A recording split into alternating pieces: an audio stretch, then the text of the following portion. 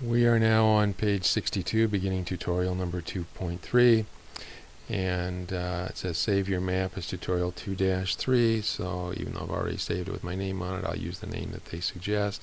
So we'll do save as, and I've also changed the colors here, but that's a minor deal. And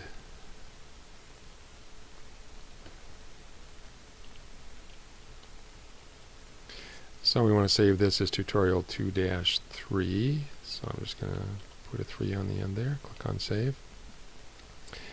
And in the table of contents over here on the left, I want to right click the US counties layer.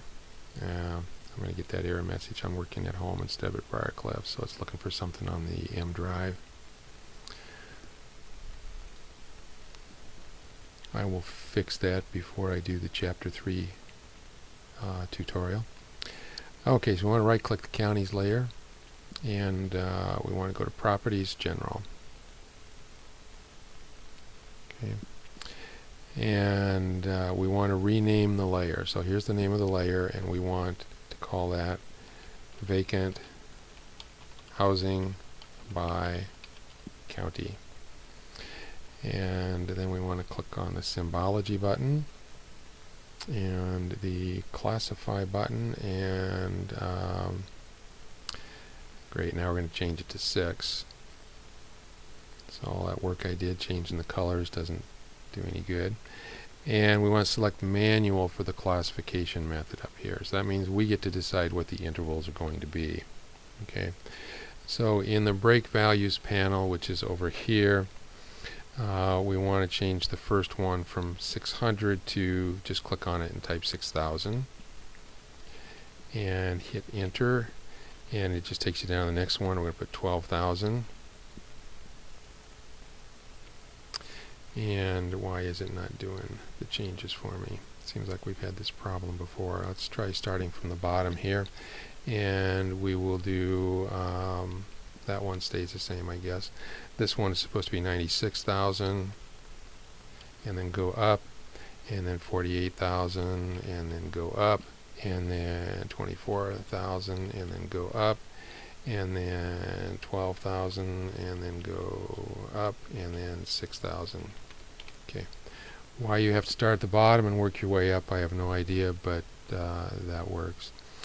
And then we want to click on OK.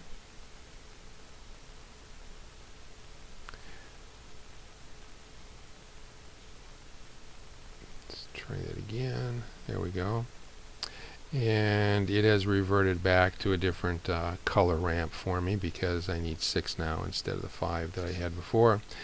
And in the label field of the symbology tab,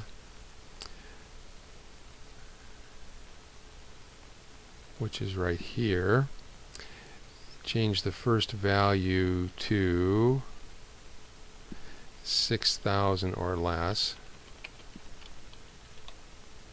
and hit enter, and then go down here, and it's already selected, so we can just type on top of it 96,001 or greater, and click on OK. Skipping the your turn part, now save a layer file. We can save something that we've done as a layer, and I think I missed an OK click here, so let's click on OK, and now we're back to looking at our original map. Okay, and I think you can see that, you know, once you get up to about 5 or 6 different values on a color ramp like this, it does make it kind of hard to figure out which colors are which. In the table of contents, I'm on page 64 now. Right click the vacant housing by county and choose save as a layer file, and then we want to browse to the chapter 2 folder. Okay, just waiting on the computer here. And the Save Layer dialog box comes up, and I want to browse to Chapter 2 of my exercises. So let's go here, and this is where we want to go. My exercises, Chapter 2. And I'm going to call this Tutorial 2-3.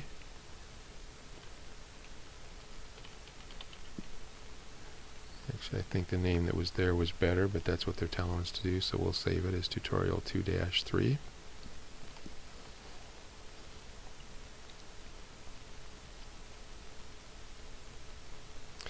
And now we're on the top of page 65, and what we're going to do is we are going to click on the Add Data button, and we're going to browse to the data folder to United States Geodatabase, GDB. Okay, so it's taken me to the New York City Geodatabase. I want to go to the United States Geodatabase and click on U.S. counties and then click on Add.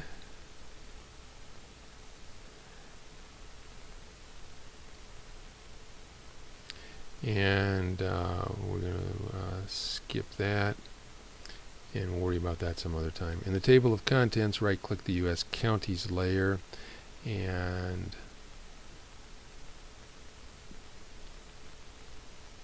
click properties. We want to go to the general tab, and we're going to name this owner occupied by county.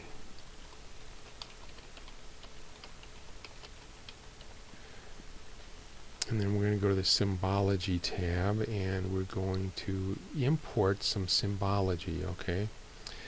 And we want to go to our Chapter 2 folder and find that layer that we created a little bit ago. So let's browse.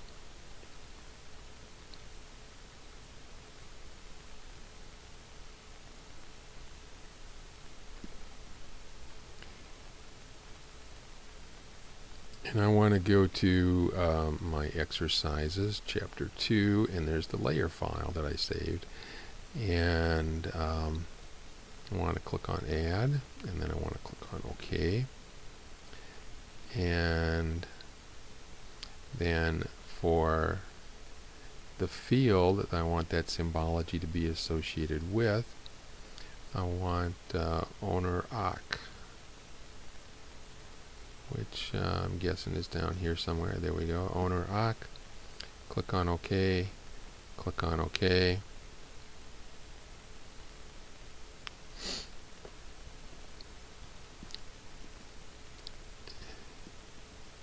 And this is taking the owner occupied field, and it is showing us how many units within each county have the owner living in the place. And now number 7 is drag the owner occupied by counter layer to the bottom, which means it'll be drawn first, and everything else will be drawn on top of it. Okay. So since this is drawn first and this is drawn on top of it, what we're going to see is the vacant housing by county rather than owner occupied by county. So this basically is being completely blocked out by the fact that we've got another layer on top of it. It says turn the vacant housing by county layer off. So if I do that, now the layer below will show through. And that is the end of tutorial 2.3. So I'm going to do a save as, and I'm going to put a hyphen and my name on the end of that and click on save.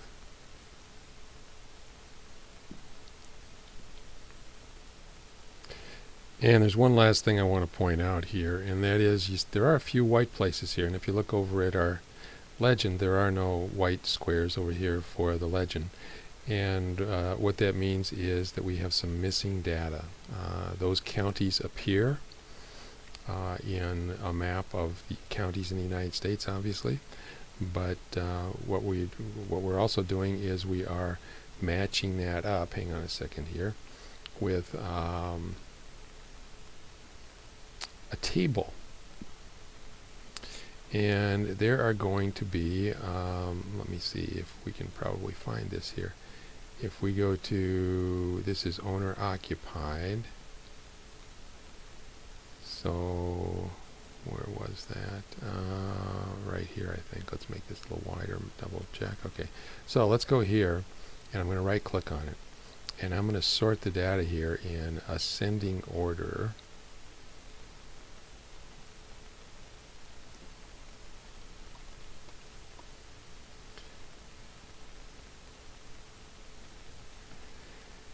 And okay, apparently it's putting blanks on the end, so we'll do sort descending, and still okay.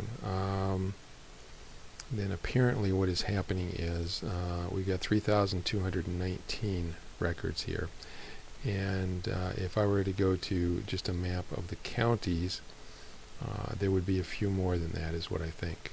So there is some data missing, and that's what those blank spots indicate. So that's something you need to be aware of when you create a map.